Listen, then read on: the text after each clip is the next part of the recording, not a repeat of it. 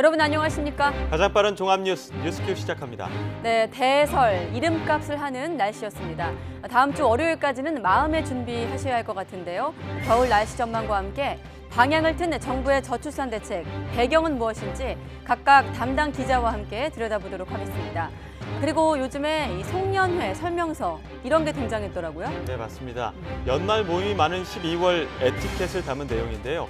우리 사회를 들썩였던 미투와도 관련이 깊습니다. 문화평론가와 함께 짚어보도록 하겠습니다. 먼저 오늘의 주요 뉴스입니다. 이재수 전 국군 기무사령관이 오늘 오후 한 서울의 오피스텔에서 투신해 현장에서 숨진 채 발견됐습니다. 이 전 사령관은 세월호 유가족 등 민간인 사찰 의혹으로 검찰 수사를 받아왔습니다. 경기 북부와 강원 지역 한파주의보가 한파경보로 한 단계 높아지고 서울과 경기 남부 지역의 한파주의보가 다시 발령됐습니다. 내일 아침 철원이 영하 15도, 서울 영하 11도 등 북극 한파가 절정에 이를 것으로 보입니다. 법정 시한을 넘긴 새해 예산안이 오늘 국회 본회의에서 처리될 예정이지만 개의 시간이 저녁 7시로 연기됐습니다. 예산안은 내일 새벽에나 처리될 가능성이 높고 야3당은 선거제도 개편을 함께 처리해야 한다며 거세게 반발하고 있습니다. 국내 첫 영리병원 허가를 놓고 각계의 반발이 확산하는 가운데 병원 측도 외국인 전용 조건에 강하게 반발하며 법적 대응을 검토하고 있습니다. 2년 전 제주도는 내국인도 영리병원에서 진료받을 수 있다고 홍보했던 것으로 확인돼 논란이 더욱 커지고 있습니다. 네, 경기와 강원도에는 올겨울 첫 한파 경보가 발령됐습니다. 주말엔 서울 기온이 영하 12도까지 떨어지면서 한파가 절정에 달하겠고 여기에 눈도 내립니다. 서해안 지방은 10cm 이상의 많은 눈이 더 내릴 전망입니다. 정혜윤 기자의 보도입니다. 강력한 한파가 몰아친 출근길. 달력은 아직 초겨울이지만 거리 모습은 벌써 한겨울입니다. 두꺼운 털옷과 목도리, 털모자, 장갑까지 등장했습니다. 하지만 옷깃을 파고드는 칼바람에 발걸음은 절로 빨라집니다. 패딩만 입으면 따뜻할 줄 알고 그냥 대충 나왔는데 진짜 영하라는 게 진짜 실감되고요. 너무 추워서. 철원 강덕산 기온이 영하 18.8도를 기록하는 등 강원 상간은 영하 20도 안팎까지 기온이 떨어졌습니다. 파주 영하 10.2도, 서울 영하 9.1도, 대전 영하 4.5도, 광주 영하 1.9도, 대구 영하 2.6도 등 전국이 올겨울 들어 가장 추웠습니다. 특히 강한 바람 탓에 체감온도는 영하 15도 안팎에 머물렀습니다. 이번 한파가 더 강력한 이유는 영하 25도에 달하는 북극 한기가 영향을 주기 때문입니다. 다음 주 초반까지는 아침 기온이 영하 10도 안팎까지 내려가고 한낮 기온도 영하권에 머물 전망입니다. 기상청은 주말과 휴일 서울 기온이 영하 12도까지 떨어지며 한파가 절정을 이룬 뒤 다음 주 화요일쯤 누그러지겠다고 밝혔습니다. 경기도와 강원도에는 올겨울 첫 한파 경보가 내려졌고 서울에도 이틀 만에 다시 한파주의보가 발령됐습니다. 한파 속에 서해안과 제주 상간에는 절기 대설에 맞추기라도 하듯 한방눈이 쏟아졌고 첫 대설주의보가 내려졌습니다. 주말까지 서해안에는 최고 10cm 이상의 많은 눈이 더 내려 쌓일 것으로 보입니다. 기상청은 한파 속에 내린 눈이 얼어 빙판을 이루는 곳이 많겠다며 교통안전과 시설물 피해, 낙상사고에 대한 대비를 당부했습니다. YTN 정혜윤입니다. 네, 지금처럼 기온이 급격하게 내려갈 때 조심하셔야겠습니다. 흔히 독감으로 불리는 인플루엔자가 예년보다 빠르게 확산되고 있기 때문입니다. 질병관리본부에 따르면 지난달 25일부터 이달 1일까지 외래 환자 1000명 가운데 독감 의심 환자가 19.2명 발생했다고 밝혔습니다. 질병관리본부 관계자는 이는 3주 전보다 3배 가까이 급증한 거라며 독감 의심 환자 수는 차차 줄 것으로 예상했습니다. 전직 대법관으로서는 헌정사상 최초로 구속 갈림길에 섰던 박병대, 고영한 전 대법관에 대한 구속영장이 기각됐습니다. 법원은 증거자료 수집이 광범위하게 이뤄진 데다 공모관계 성립의 의문의 여지가 있는 등 구속 사유와 필요성을 인정하기 어렵다고 밝혔습니다.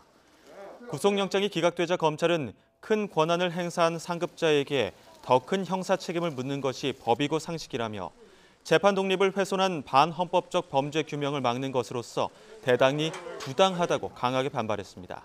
박병대, 고영한 전 대법관의 말 직접 들어보겠습니다. 전직 대법관 신분이 결정에 영향을 미쳤다고 보십니까? 재판부의 판단에 경의를 표합니다. 그 이외에 드릴 말씀은 없습니다. 사법농단 의혹 사건이 후배들이 알아서 벌인 일이라고 생각하십니까? 더 이상 드릴 말씀은 없습니다. 영장 기각 소감 한마디 부탁드립니다. 아이고 추위에 고생들 많습니다. 다음에 그 전직 대법 인사기록 삭제 정황인데 그 부분에 대해서는 어떻게 생각하시나요? 다음 기회에 이제 수사 중이니까. 사법행정권 남용 의혹의 핵심 피의자인 박병대 고영한 전 대법관의 구속영장이 기각된 것에 대해 시민단체가 법원을 규탄했습니다. 양승태 사법농단 대응을 위한 시국회의는 오늘 오전 10시 서울중앙지방법원 앞에서 기자회견을 열고 사법농단이라는 반헌법적 행위에 대해 법원이 면죄부를 주었다고 비판했습니다. 이어 두 전직 대법관에 대한 영장 기각은 법원의 제19 감싸기라며 국회가 특별재판부 설치와 법관 탄핵에 나서야 할 때라고 강조했습니다.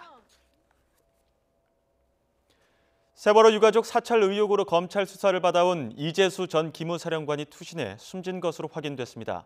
자세한 상황 알아보겠습니다. 김대근 기자. 네, 사회부입니다. 네, 오늘 언제쯤 일어난 일인가요? 오늘 오후 2시 50분쯤입니다. 세월호 유가족 사찰 의혹으로 검찰 수사를 받아온 이재수 전 국군 기무사령관이 오피스텔 건물에서 투신했습니다.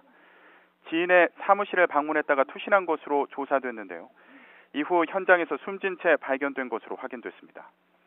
이 전 사령관은 지난 2014년 4월부터 7월까지 기무사 대원들에게 세월호 유가족의 정치 성향과 개인정보를 수집 사찰하게 하고 진보단체 집회 계획을 수집해 재향 군인회에 전달하도록 지시한 혐의로 검찰 수사를 받아왔습니다.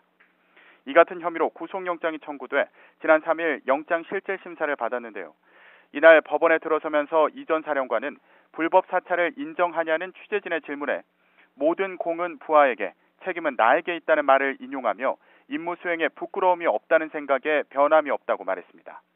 당시 법원은 혐의 관련 증거가 충분히 확보돼 증거인멸에 염려가 없고 수사 경과에 비춰 도주할 우려도 없다며 이 전 사령관에 대한 구속영장을 기각했습니다. 검찰은 구속영장 기각 이후 아직 접촉한 적이 없다며 고인의 죽음에 유감의 뜻을 밝혔는데요. 고인의 사망 소식에 검찰 관계자는 군인으로서 오랜 세월 헌신해온 분의 불행한 일에 대해 매우 안타깝게 생각한다고 밝혔습니다. 또 이 전 사령관 수사에 대해서는 영장 기각 이후에 검찰이 이 전 사령관 측을 접촉한 것이 전혀 없다며 소환 일정도 조율하지 않았다고 말했습니다. 경찰은 이 전 사령관의 유서를 확보했는데요. 하지만 유족의 동의가 필요하기 때문에 공개가 어렵다고 밝혔습니다. 또 이 전 사령관이 스스로 목숨을 끊은 것으로 보이지만 정확한 사인을 규명하는 데 집중하고 있다고 설명했습니다. 추가적인 내용은 들어오는 대로 전해드리겠습니다. 지금까지 사회부에서 YTN 김대근입니다. 공직자를 불법 사찰한 혐의로 재판에 넘겨진 우병우 전 청와대 민정수석이 1심에서 징역 1년 6개월을 선고받았습니다. 우 전 수석은 이번 판결로 형량이 징역 4년으로 늘어섰습니다. 신지원 기자가 보도합니다. 정장 차림의 우병우 전 청와대 민정수석이 호송차에서 내립니다. 우 전 수석은 국가정보원을 이용해 공직자를 불법 사찰한 혐의로 징역 1년 6개월을 선고받았습니다. 지난 2016년 자신에 대한 감찰을 개시한 이석수 전 특별감찰관의 동향을 파악하고 정부 비판적인 진보교육감 등 공직자들의 비위를 캐내는 데 국정원을 동원한 혐의가 유죄로 인정됐습니다. 1심 재판부는 우 전 수석이 헌법에 맞게 대통령의 국정 운영을 보좌할 책임을 저버리고 정부 비판을 억압할 목적으로 국정원을 사유화했다며 실형 선고 이유를 밝혔습니다. 또 아직도 관련 지시를 한 적이 없다는 등 책임을 회피하고 있다고 지적했습니다. 다만 국정원 직원을 통해 자신에 대한 유리한 여론을 조성한 혐의에 대해선 심리적 의무감과 친분에 따라 협조를 구한 것으로 보고 무죄로 판단했습니다. 이 밖에 문화체육관광부 직원들에 대한 뒷조사나 김진선 전 평창 동계올림픽 조직위원장을 사찰한 혐의도 증거 불충분으로 무죄가 선고됐습니다. 앞서 우 전 수석은 박근혜 정부 시절 국정농단을 은폐한 혐의로 징역 2년 6개월을 선고받은 만큼 이번 판결로 형량이 모두 4년으로 늘었습니다. YTN 신지원입니다. 네, 법정 시한을 넘기는 새 예산안 오늘 국회 본회의에서 처리할 예정이었는데 개의 시간이 연기됐습니다. 야3당이 선거제도 개편을 함께 처리해야 한다면서 거세게 반발하기 때문인데 국회로 가보겠습니다. 최기성 기자. 네, 국회입니다. 자, 7시인가요? 이 국회 본회의 한 차례 연기가 됐는데 이렇게 되면 시간표들이 자꾸 연기되는 거 아닌가요? 네, 오후 4시로 예정됐던 본회의는 더불어민주당과 자유한국당의 야당 설득 과정이 이어지면서 저녁 7시로 연기됐습니다. 본회의 개의가 늦어지면서 예산안은 내일 새벽에 처리될 가능성이 더 커졌습니다. 야3당이 선거제도 개편과 함께 처리해야 한다며 거세게 반발하자 양당은 협조를 요청하고 있습니다. 민주당 홍영표 원내대표는 바른미래당도 예산심사 전체 과정에 함께했다며 참여를 촉구했습니다. 바른미래당과 민주평화당, 정의당이 참여를 안 하고 있습니다만 오늘 하루라도 마지막까지 예산안이 원만하게 처리될 수 있도록 야당의 협조를 부탁드립니다. 한국당 김성태 원내대표도 한국 현실에 적합한 선거제도가 확립될 수 있도록 최선을 다하겠다고 언급했습니다. 손 대표께서 선거법에 연계하고자 하셨던 예산안은 오늘 비록 처리되지만은 선거구제 개편은 여전히 여야 간의 충분한 논의가 지속되어야 할 사안이라는 점을. 하지만 야3당은 단식뿐 아니라 밤샘 농성을 이어가겠다는 입장입니다. 본인의 약속을 지켜주십시오. 연동형 비례대표제가 옳다고 하는 문재인 대통령 본인의 약속과 더불어민주당의 공약을 지켜주십시오. 조금 전에는 원내 7개 정당이 모여 선거제도 개혁을 촉구하는 기자회견을 열기도 했습니다. 네, 원내외 7개 정당이 또 모여서 기자회견을 열었고 또 사립유치원 비리를 막기 위한 유치원 3법 처리도 예산 심사와는 또 별도로 쟁점인데 여야가 만났는데도 합의가 쉽지 않네요. 네, 유치원 3법 처리를 위해 여야는 협상을 거듭하고 있습니다. 조금 전부터 민주당과 한국당 원내대표가 여야 교섭단체 3당 국회교육위원회 간사들과 함께 만나서 절충안을 찾고 있습니다. 앞서 국회 교육위 소속 여야 의원들은 법안심사 소위원회 속개 전인 오후 3시쯤 만나서 의견을 나눴지만 성과를 내지는 못했습니다. 이에 따라 법안 소위는 물론 전체 회의도 일단 취소됐습니다. 여야 원내지도부 선에서 이뤄진 조정안에는 교비 회계 처리를 일원화하고 지원금을 그대로 유지하자는 바른미래당의 절충안에 최소한의 처벌 조항을 넣는 방식인 것으로 파악됐습니다. 오늘 여야 합의가 이뤄지면 교육위원회는 법안 소위와 전체 회의에 이어 법제사법위원회까지 거친 뒤 저녁 7시에 열릴 본회의에 상정한다는 계획입니다. 지금까지 국회에서 전해드렸습니다.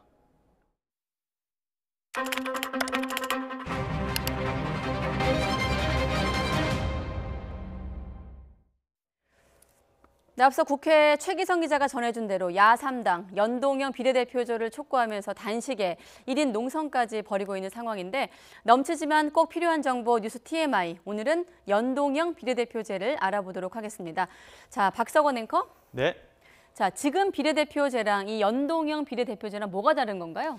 네, 연동형 비례대표제를 지금 비례대표제랑 비교해 보자면 현행 비례대표제는 선거구를 먼저 획정한 뒤에 남은 의석을 정당 득표율에 따라 배분하죠. 연동형 비례대표제는 먼저 정당 지지도와 비례해 의석을 나눈 뒤에 지역구 의석을 계산하는 방식입니다.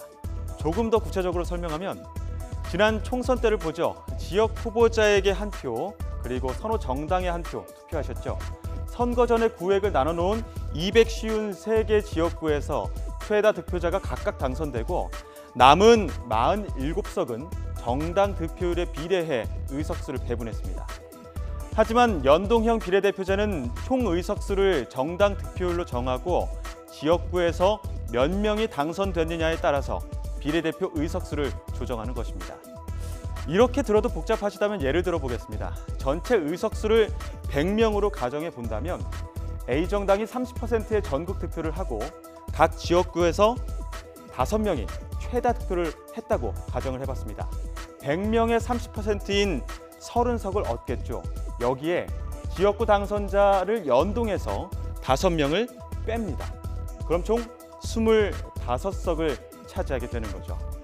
다른 말로는 호남형 비례대표제라고도 하는데 현재 독일과 뉴질랜드가 이와 같은 선거제도를 도입하고 있습니다. 한 표의 가치를 동등하게 하고 또 비례성도 높일 수 있다는 장점은 있습니다. 그래서 연동형 비례대표제가 도입되면 의석수에 비해 정당 지지율이 높은 야 3당은 의석이 큰 폭으로 늘어나 환영하는 반면 민주, 한국 두 거대 정당은 의석이 줄어들기 때문에 떨떠름한 입장인 거죠. 게다가 연동형 비례대표제를 도입하면 현재 300석인 의원 정수에서 인원 증가가 불가피하기 때문에 다른 논란도 잠재해 있습니다.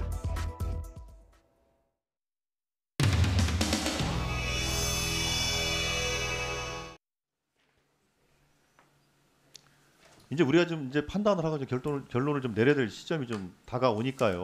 그 점을 좀 감안하셔서 교육 목적에 사용했을 경우에 처벌할 수 있는 근거만 최소한도로 만들자라는 합의만 이끌어내자는 겁니다. 학부모 부담금은 성격이 다릅니다. 돈의 성격이 다르기 때문에 저희들은 이미 형사처벌까지 하는 것은 온당치 않다고 생각합니다. 그 사람들 처벌하자고 하는 그거를 처벌 못하게 하면서 그럼 뭘 처벌을 해요? 아니 지금 보면은 누가 여기서 그분 얘기를 금과 옥조 삼아서 법안 소위 지금까지 논의했습니까? 똑같이 가고 있으니까 답답해서 아니 지금 뭐가 똑같이 가고 있어요? 지금까지.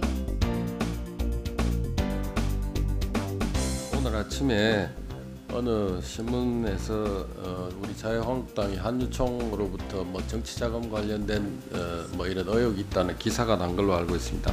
저희들이 지난 11월부터 전부 점검하고 한유총이나 이 관련된 부분은 전부 지금 반환 조치를 다 하고 있습니다. 전부 다 반환하고 있다는 점을 분명히 말씀드리고 뭐 앞으로도 저희들은 이런 기조를 유지할 겁니다. 또한 의사 연락도 주고받은 바가 없고 그런 후원금과 관련해서 그리고 또한 방으로 들어오는 그러니까 후원금에 대해서도 선관위와 협조하에 전부 유치원이라는 게 확인되면 전부 반환 조치를 벌써 한 달, 2달째 해오고 있다는 사실을 명확히 말씀드립니다.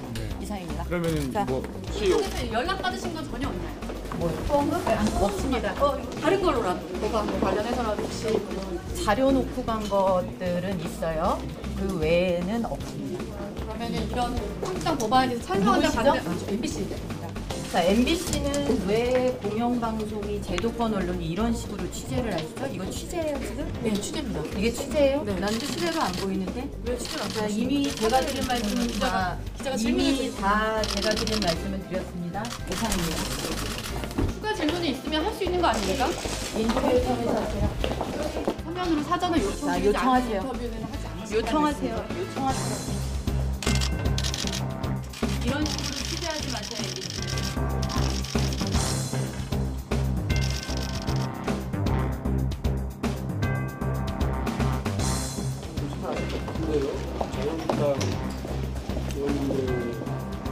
안녕하세요. 저 MBC 이준범 기자인데 새로 와가지고 인사드리려고.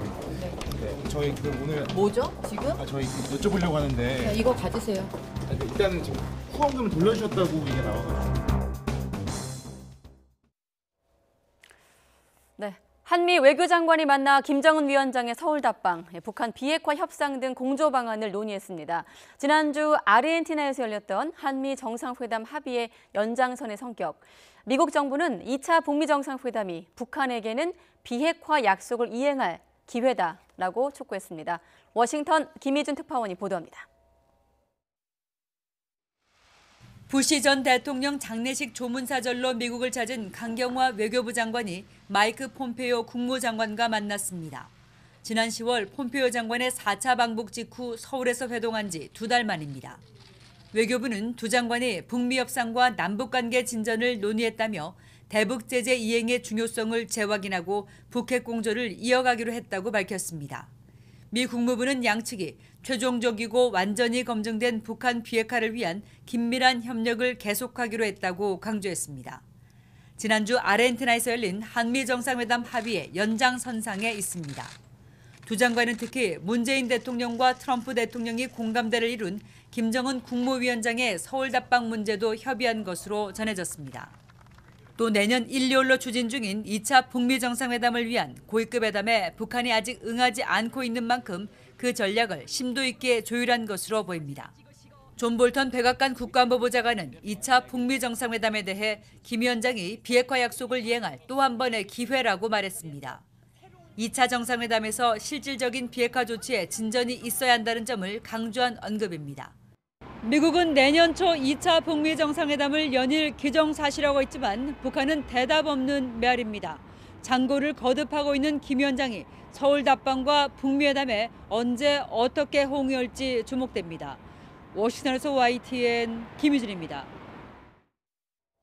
네, 한미 외교장관의 논의 주제이기도 했지만 북한 김정은 위원장의 연내 답방설이 꾸준하게 제기되고 있는 가운데 조병균 통일부 장관이 북측과 협의하고 있지만 구체적인 답을 주지 않고 있다고 밝혔습니다. 조 장관은 국회 외교통일위원회 전체 회의에 출석을 해 김 위원장의 연내 답방설과 관련된 의원들의 질의에 지난 9월 평양 정상회담에서 합의된 대로 연내 답방하는 것으로 북측과 협의하고 있다고 밝혔습니다. 그러면서 북측도 기본적으로 합의 이행 의지가 분명하다며 다만 구체적인 답을 주지 않고 있다고 설명했습니다. 네, 이렇게 김정은 위원장의 연내 답방이 임박했다는 관측이 나오고 있는 가운데 남북 정상의 모습을 담은 대형 그림이 청와대 사랑채 앞 광장에 설치되기 시작했습니다. 이 그림은 지난 4.27 판문점 정상회담 당시 문재인 대통령과 김 위원장이 군사분계선에서 처음 만나서 악수하는 모습을 담고 있습니다. 청와대는 북측이 아직 정확한 시기를 전해오진 않았지만 김 위원장이 결심을 하면 어느 때라도 답방할 수 있도록 숙소와 방문지, 경호 준비 등에 박차를 가하고 있습니다. 리용호 북한 외무상은 오늘 중국 베이징에서 왕이 중국 외교 담당 국무위원 겸 외교장관과 만나 북한의 한반도 비핵화 입장에 변함이 없다고 밝혔습니다. 리 외무상은 북한은 한반도 비핵화를 위해 힘쓰고 있고 한반도 평화 안정에 대한 입장에 변함이 없다면서 북미 간 상호 신뢰를 바탕으로 같은 방향으로 갈 수 있길 바란다고 강조했습니다. 국내 첫 영리병원 허가를 놓고 각계의 반발이 확산하고 있는 가운데 병원 측도 외국인 전용 조건에 강하게 항의하며 법적 대응을 검토하고 있습니다. 이런 가운데 2년 전 제주도가 펴낸 소책자에는 내국인도 영리병원에서 진료받을 수 있다고 홍보했던 것으로 확인됐습니다. 보도에 유종민 기자입니다. 제주도가 영리병원과 관련 조건부 개설 허가를 발표한 직후 해당 녹지국제병원 측은 곧바로 제주도에 공문을 보냈습니다. 진료 대상을 외국인 의료 관광객으로 한정한 것에 대한 항의 표시였습니다.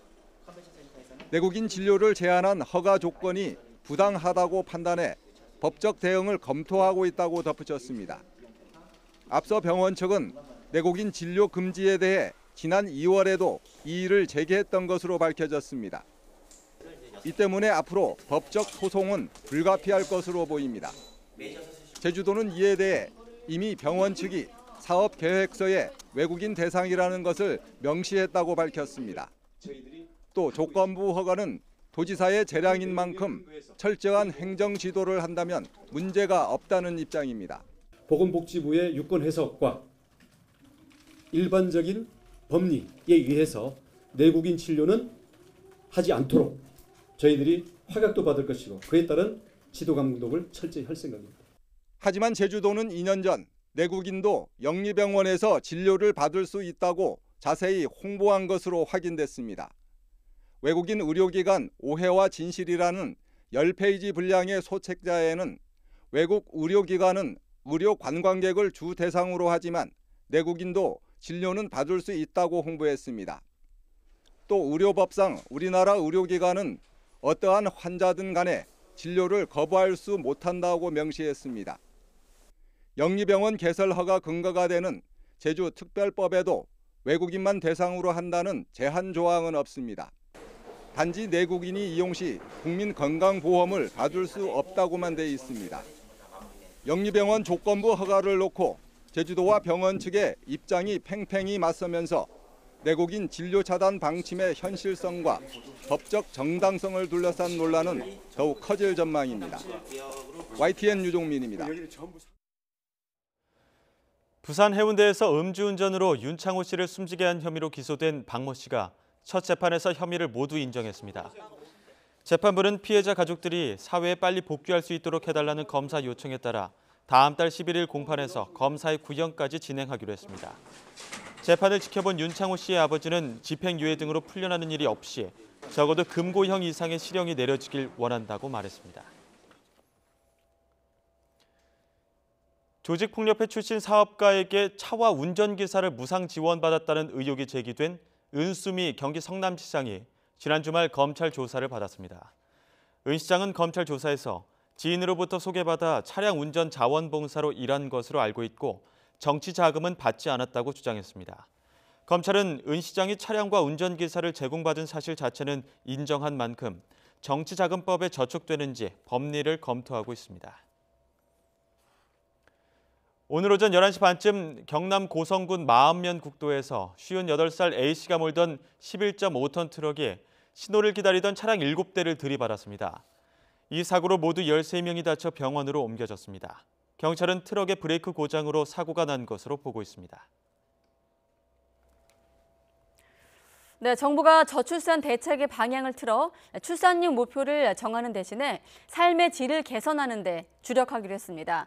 또 초등학교 입학 전까지 아동의 의료비 부담을 대폭 줄이고 공공보육도 강화하기로 했는데 한영규 기자가 취재한 내용 먼저 보시고 잠시 뒤 한 기자와 함께 조금 더 들어가 보도록 하겠습니다. 앞으로 초등학교 입학 전까지 아동에 대한 의료비 부담이 대폭 줄어듭니다. 내년부터 1세 미만 영아에 대한 건강보험 부담이 줄어들고 국민 행복카드 금액이 인상돼 사실상 의료비 부담이 없어집니다.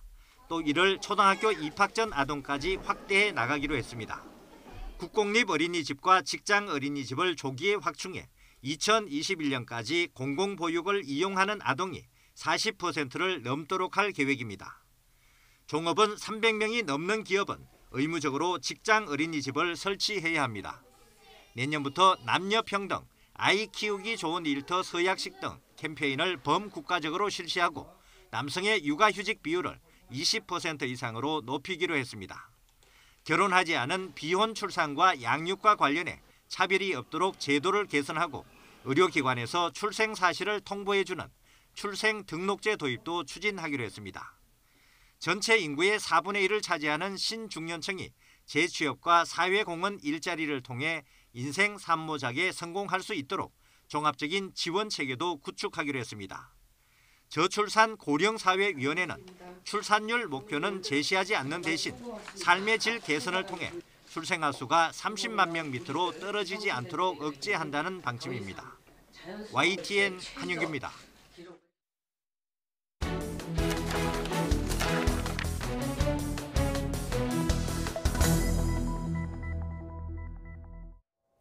네, 지금 방금 보신 저출산 고령사회 로드맵, 이 문제 취재한 한영규 기자 나와 있습니다. 네, 어서 오십시오. 자, 오늘 저출산 고령사회위원회가 열렸잖아요. 네. 이 자리에서 이제 대책이 수정된 건데 기존의 정책과 가장 많이 바뀐 점은 어떤 점인가요? 네, 그 기존의 출산 정책은 출산율을 목표를 제시하고 그 출산을 장려하는 정책을 펴왔습니다. 예. 그 구체적으로 보면 2020년까지 합계 출산율, 그러니까 여성 한 명이 평생 낳을 것으로 기대되는 아이의 숫자를 합한 합계 출산율 1.5명을 달성하겠다는 것이었습니다. 네. 여러 가지 당근책을 제시하고 다양한 정책을 펴왔는데 그렇지만 실제 출산율은 계속 떨어졌습니다. 당근이 아니었던 얘기죠. 그렇죠. 예. 네, 그래서 정부의 정책이 효과를 전혀 보지 못했습니다. 그래서 그동안 정책이 왜 실패를 했는가 그 원인을 분석하고 정책을 수요자 중심으로 그 전환을 한 것입니다. 네, 수요자 중심으로 전환했다. 그럼 수요자 여론도 앞서 있었던 것으로 알고 있습니다. 여론조사 결과도 한번 짚어보시죠. 예. 네, 그 저출산 고령사회위원회가 지난 10월에 국민 1,000명을 대상으로 그 여론조사를 실시했습니다. 네. 그 출산 정책을 기존의 출산 장려 정책에서 삶의 질 제고 정책으로 바꾸는 부분에 대해서 응답자의 93%가 찬성을 했습니다. 반대한 의견은 7%에 불과했고요. 압도적이네요. 네. 정책 변화에 찬성을 한 거죠. 그 밖에도 그 우리 사회 전반적으로 아직 그 성평등이 이루어지지 않고 있다 하는 응답이 다수였고 결혼을 반드시 해야 하는가 하는 질문에는 40%만이 그렇다고 답변을 했습니다. 그 출산 정책 전환에 찬성을 했던 응답자 가운데 네. 그 가장 우선적으로 추진해야 될 정책은 무엇이냐라고 물었을 때 일 생활 균형이 가장 많았고 그다음에 주거 여건 개선, 사회적 돌봄 체계 개선, 출산 지원 순서로 꼽았습니다. 네, 그러니까 지금 한 기자께서 말씀하신 것을 종합해 보면 그냥 낳으라고만 하지 말고 지금 그대로 읽어볼게요. 일과 생활의 균형이 잡혀야 되고 주거 여건도 개선돼야 되고 돌봄 체계도 확립해주면 아이를 한번 낳아보겠다. 뭐 이런 거 아니겠습니까? 뭐 한마디로 요약을 하면요. 자, 이런 대책에 좀 특징들이 있을 것 같아요. 네. 그 저출산 고령 사회 기본 계획은 2006년에 처음 시작됐고 5년 단위로 그 계획을 짜고 있습니다. 그동안에 1차, 2차 계획은 실행이 됐고 현재 3차가 시행 중입니다. 그리고 이번에 그 정책 방향을 수정을 한 것이고요. 네. 그 목표를 달성하게 하는 시기는 3차 기본 계획 기간이 남아 있는 2020년까지를 1단계로 하고 그다음에 2021년부터 시작되는 2단계를 부터 시작되는 4차 계획을 2단계로 해서 중장기적으로 연계해서 추진하기로 그렇게 했습니다. 내용 면에서 보면 가장 그 특징이 모든 세대가 함께 행복한 지속 가능 사회를 비전으로 제시를 하고 있습니다. 풀어서 설명하면 2040 세대가 결혼과 출산을 선택하더라도 삶의 질이 떨어지지 않고 행복할 수 있다는 그 희망을 주고 고령 사회로 이행하는 데 적극적으로 대비하고자 하는 정책이 특징이라고 할 수 있습니다. 구호가 좋네요. 모든 세대가 함께 행복한 지속가능 사회. 하지만 여러 가지 대책에도 불구하고 출산율이 사실 좀 계속 떨어져 온 게 사실이었는데 저출산 현황은 얼마나 심각합니까? 현재 우리나라의 저출산 문제는 심각한 수준이고 더 나아가서 위기라고도 할 수 있습니다. 그래서 초저출산이라는 말까지 생겼고요. 합계 출산율, 그러니까 여성 한 명이 평생 낳을 것으로 기대되는 아이의 숫자 합계가 지난해 1.05명으로 떨어졌습니다. 이게 역대 최저 수준이고요. 올해는 상황이 더 나빠졌습니다. 3분기의 합계 출산율은 0.95명이어서 한 명 선이 무너졌습니다. 올해 연간으로도 그 합계 출산율이 이를 넘지 못할 것이다 하는 그런 우울한 전망까지 나오고 있습니다. 인구가 현재 수준을 유지하려면 합계 출산율이 한 2.5명 정도는 돼야 하는데 지금은 그 절반에도 미치지 못하고 있습니다. OECD 회원국하고 비교를 해보면 OECD 회원국 평균은 1.68명인데 우리나라는 그 절반 수준, 거기에 훨씬 못 미치고 최하위 수준입니다. 이 저출산 문제가 왜 심각하냐 하면 저출산은 결국 생산 가능 인구가 부족해져서 소비도 위축되고 경제적으로 굉장히 어려워집니다.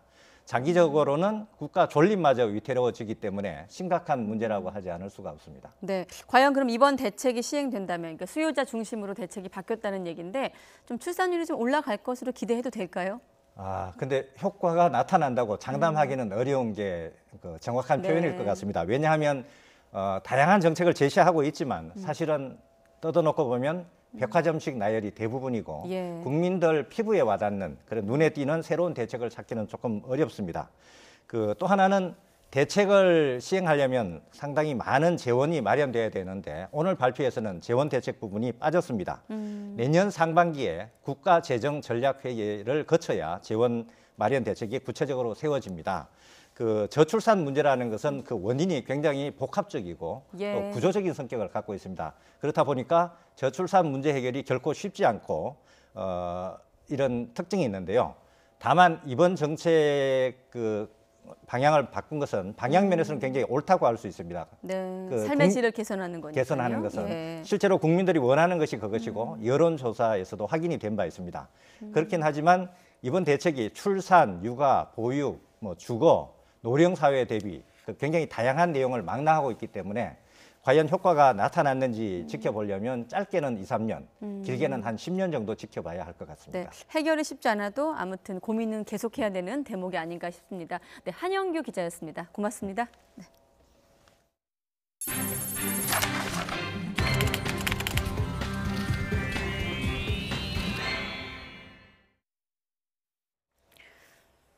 문재인 대통령이 오늘 55회 무역의 날을 맞아 올해 수출 6천억 불 달성을 축하했습니다.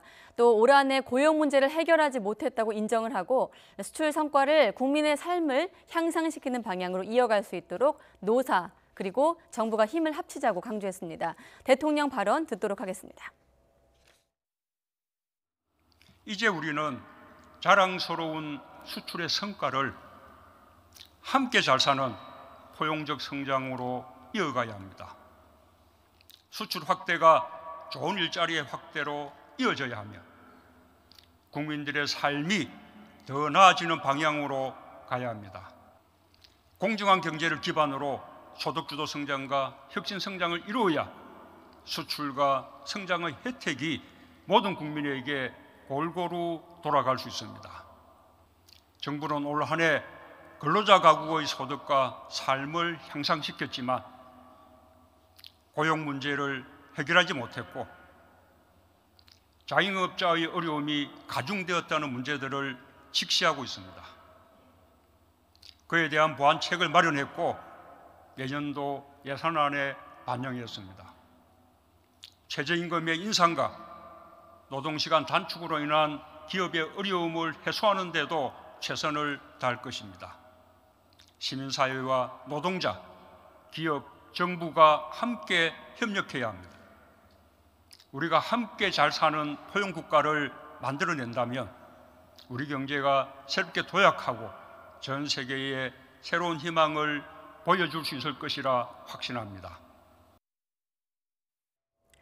네, 이렇게 사상 첫 6천억 달러 수출. 하지만 정작 무역업계는 이런 기쁜 날 한껏 기쁨을 표시하지 못하고 있습니다. 반도체와 자동차 등 주요 수출 분야의 내년 전망이 그다지 밝지만은 않기 때문입니다. 계속해서 홍선기 기자입니다. 사상 첫 6천억 달러 수출 달성을 축하하는 올해 무역의 날 행사에는 문재인 대통령까지 참석해 축하를 보냈습니다. 인구 27위, 국토 면적 107위에 불과한 대한민국이 세계 6위의 수출 강국으로 우뚝 섰다는 것은 참으로 놀라운 성과가 아닐 수 없습니다. 하지만 정작 수출 최전선에서 성과를 낸 기업들은 축배를 들 수 없는 분위기입니다. 대부분 분야에서 내년도 수출 전망에 빨간불이 켜졌기 때문입니다. 올해 호황을 넘어 슈퍼 호황을 누렸다는 반도체는 이미 4분기 들어 가격 하락세가 가파르게 나타나고 있습니다. 자동차 분야는 이미 수출 둔화가 뚜렷해서 현대기아차 그룹은 3분기 영업이익이 4분의 1 토막 나며 10년 전 수준으로 뒷걸음질 쳤습니다. 여기에 미국이 무역확장법 232조를 내세워 수입 자동차에 고율 관세를 매기겠다고 으름장을 놓고 있어서 자동차 업계는 그야말로 살얼음판입니다. 올해 수주량 세계 1위를 반짝 탈환한 조선업계는 외양은 좋아 보이지만 일시적인 발주량 증가의 영향일 뿐 장기 전망은 여전히 어둡다는 게 지배적인 시각입니다. 그나마 미중 무역 갈등이 90일 휴전으로 한숨 돌린 상황에서 합의가 이뤄지지 않으면 더 큰 위협이 올 것이라는 경고도 무시할 수 없습니다.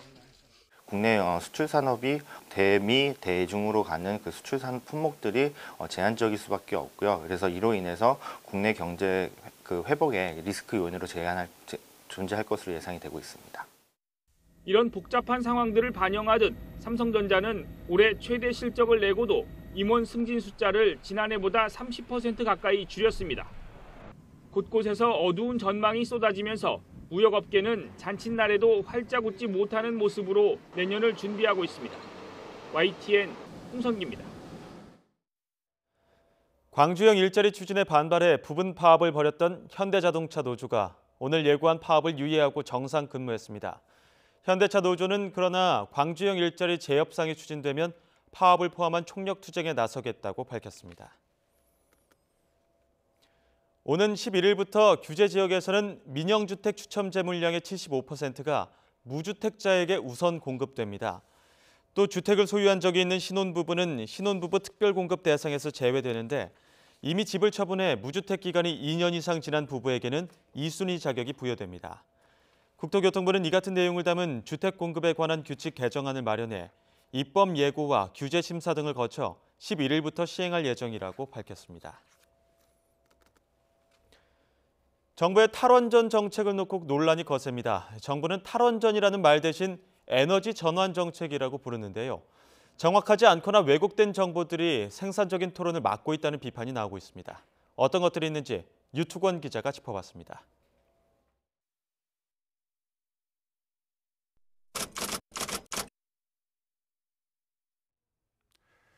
국민의 70%가 원자력 발전에 찬성했다. 또 67%가 원전의 유지나 확대에 찬성했다. 지난달 원자력학회가 실시한 여론조사 결과를 보도한 신문 기사들입니다. 그런데 기사에선 포함되지 않았지만 조금 더 생각해봐야 할 대목들도 적지 않았습니다. 우선 가장 적합한 발전원을 묻는 질문에선 태양광이 원자력을 제치고 1위를 차지했습니다. 또 국민의 82%는 원자력 발전은 안전한 관리가 까다롭다는 데 동의했습니다. 다른 비용까지 고려하면 원전이 더 비쌀 수도 있다, 이렇게 생각하는 사람도 61%나 됐습니다.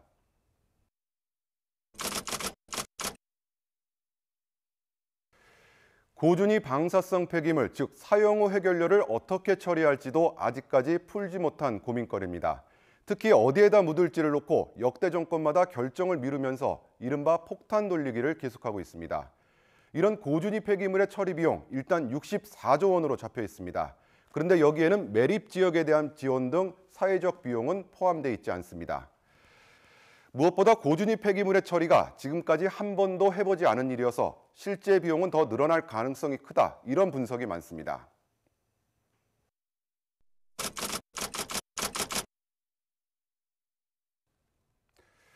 탈원전 논란에 불을 붙인 게 바로 타이완의 국민투표 결과입니다. 2025년까지 모든 원전의 가동을 정지한다는 법조항을 폐지하기로 했는데요.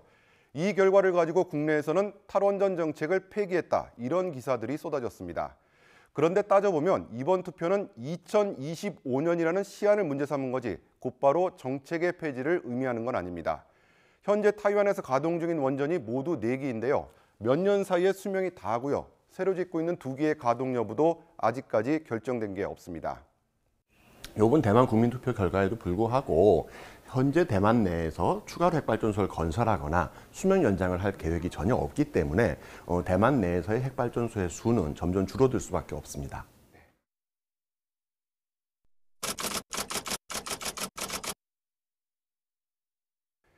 최근엔 현 정부의 탈원전 정책 때문에 미세먼지가 증가했다, 이런 주장까지 나오고 있습니다. 같은 기사를 두고 이렇게 자극적으로 나중에 제목을 바꾸기도 했습니다. 실제로 지난 9월까지 추이를 보면 석탄 발전량이 늘고 또 원자력 발전량이 줄어든 건 사실입니다. 그런데 이건 과거 부실한 공사 때문에 원전의 정비 일수가 늘어난 데 따른 것입니다. 고리 3호기가 477일이 걸렸고요. 한비 3호기 355일, 한비 4호기 865일이 걸릴 것으로 예상되고 있습니다. 사실 올여름에도 비슷한 문제 제기가 있었습니다. 그래서 정부가 해명을 했는데요. 하지만 아직까지 근거가 부족한 주장들이 계속 나오고 있습니다. YTN 유통원입니다. 빙그레 바나나 맛 우유가 편의점 소비자 가격 기준으로 1,300원에서 1,400원으로 100원 오릅니다. 빙그레는 내년 1월 말쯤 공급가 기준으로 7.7% 인상을 계획하고 있다면서 유통 채널별로 인상 시기 등을 협의할 예정이라고 밝혔습니다. 최근 커피 전문점에서 빵과 케이크 등을 음료와 함께 팔고 있지만 알레르기 유발 물질의 함유 여부는 거의 표시하고 있지 않은 것으로 나타났습니다.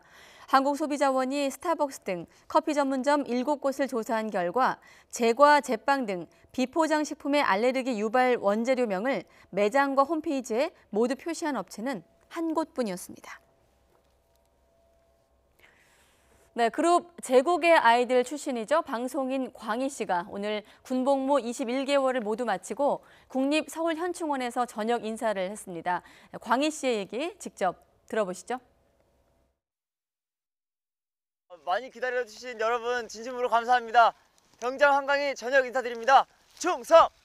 사실은 이제 많은 분들이 저를 기다리실 거라고 생각을 많이 못했는데 어제하고 또 그저께 저희 기사에 많은 분들이 보고 싶었다고 응원하고 있다고 이런 말씀을 해주셔서 너무너무 감사하고 그다음에 또 행복했습니다.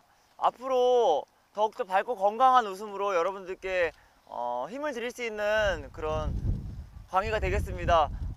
그리고 함께 군생활했던 인연들에게도 너무너무 감사하고 고맙다는 말을 하고 싶습니다. 앞으로 2018년 남은 연말 따뜻하고 건강하게 보내시기 바라겠습니다. 네, 한국 선수 최초로 월드시리즈 선발로 등판했던 메이저리거 류현진 선수가 내년엔 20승에 도전하겠다고 밝혔습니다. 류현진은 은퇴 선수 모임인 19회가 수여하는 19대상 수상 현장에서 이같이 내년 시즌 목표를 밝히고 20승을 하려면 부상이 없어야 되고 많은 이닝을 던져야 할 거라고 강조했습니다. 김연아 이후 처음으로 피겨 시니어 그랑프리 파이널에 진출한 차준환 선수가 첫날 경기를 4위로 마쳤습니다. 차준환은 캐나다 밴쿠버에서 열린 그랑프리 파이널 남자 싱글 쇼트 프로그램에서 89.07점을 받아 네이선 첸가, 우노 쇼마, 미카엘 브레지나에 이어서 4위에 올랐습니다. 최종 결과는 내일 오후 프리스케이팅에서 결정이 됩니다.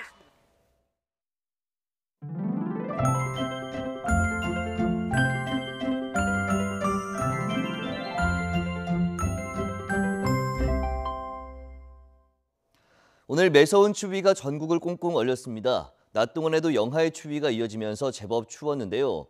내일은 서울 아침 기온이 영하 12도, 철원 영하 16도까지 떨어지는 등 오늘보다 2도에서 4도가량 낮아 더 춥겠고 찬바람이 불며 체감온도는 이보다 더 낮겠습니다. 이에 따라 한파특보가 확대, 강화되고 있습니다. 경기 북부와 강원도에는 한파경보로 격상하면서 올겨울 첫 한파경보가 내려졌고 서울과 경기 남부에는 또다시 한파주의보가 발령됐습니다. 추위에 건강 잃지 않도록 각별히 유의해 주시기 바랍니다. 한낮에도 서울 기온이 영하 3도, 철원 영하 5도에 머무는 등 영하의 추위가 계속되겠습니다. 현재 구름만 간간히 지나는 가운데 서해안에는 눈이 내리고 있는데요. 내일도 대체로 맑겠지만 충청과 호남에는 밤까지 많은 눈이 쏟아지겠습니다. 호남 서해안에는 대설주의보가 내려진 가운데 10cm 이상의 많은 눈이 쌓이겠고 충남 서해안에도 최고 7cm의 많은 눈이 내리면서 대설주의보가 내려지겠습니다. 충청과 호남 내륙, 제주도에는 1에서 5cm의 눈이 예상됩니다. 내일 아침 기온 오늘보다 2도에서 4도가량 낮겠습니다. 서울 영하 12도인데 지금 1도 정도 업데이트가 안 됐고요. 그리고 대전이 영하 7도, 광주 영하 4도, 부산 영하 4도로 예상됩니다. 낮 기온도 오늘보다 2도에서 4도가량 낮겠습니다. 서울 영하 3도, 대전 영하 2도, 광주 1도, 부산 4도로 예상됩니다. 일요일인 모레도 서울 아침 기온이 영하 12도까지 떨어지는 등 이번 한파가 절정에 이르겠고 월요일 오후부터 한파가 점차 누그러질 것으로 전망됩니다. 지금까지 날씨 정보였습니다. 네, 고 윤창호 씨 사망 가해자에 대한 첫 재판이 오늘 있었고 그 앞에서 친구들이 기자회견을 열었습니다. 잠시 뒤에 고 윤창호 씨 친구 한 분과 직접 통화를 해보겠습니다. 2부에서 뵙겠습니다.